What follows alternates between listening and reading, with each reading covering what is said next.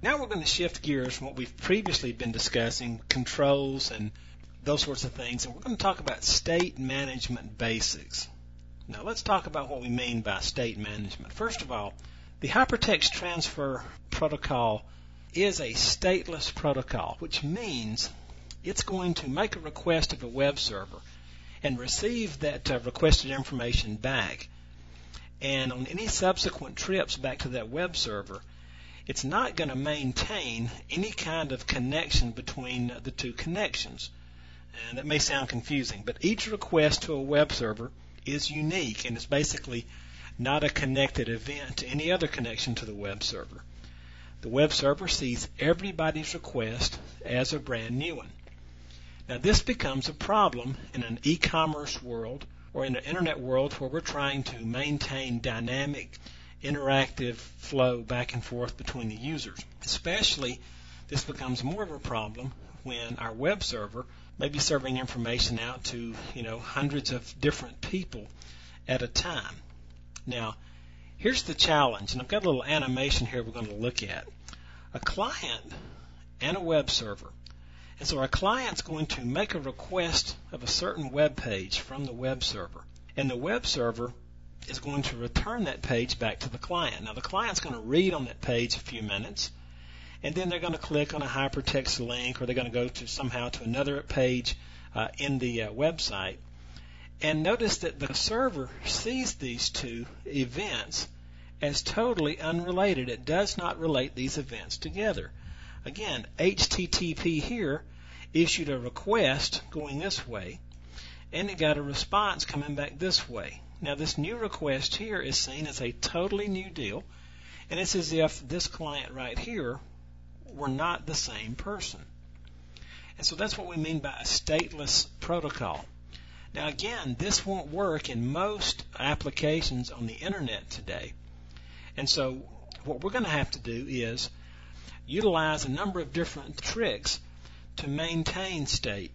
And that's what this next set of videos is about. We're going to talk about the different ways in ASP.NET that we can maintain state in our multiple connections back and forth to a web server. Now, probably the best way to understand this is to see an example of maintaining state. And understand that most situations where we're maintaining state involves the use of cookies or the practice of cookies. And let's talk about what that looks like.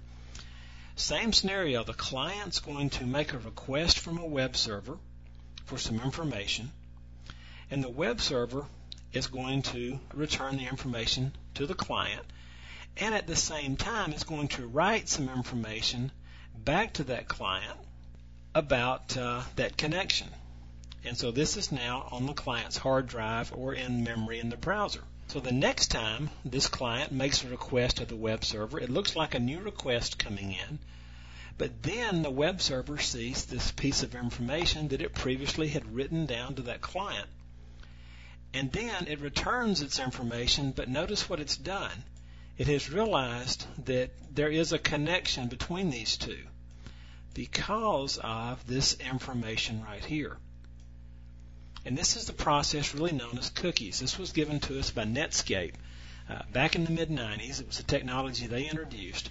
And Microsoft has certainly taken that technology and built onto it quite a bit. And you're going to see that as we work our way through here. But the bottom line is in ASP.NET, we have a number of choices on maintaining state.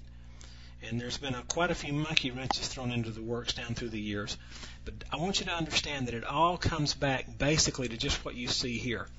Some information being planted or implanted on the client, and then this information being tracked on the server. And in some cases, this information that's stored on the server that maintains this link gets stored on the server's database here or on a separate database out here somewhere. And this server simply reads and writes to it to get this information. And it corresponds this information to this information on the client side, and it can tell who's asking for this information and how the multiple requests are related. And that's the basics for state management.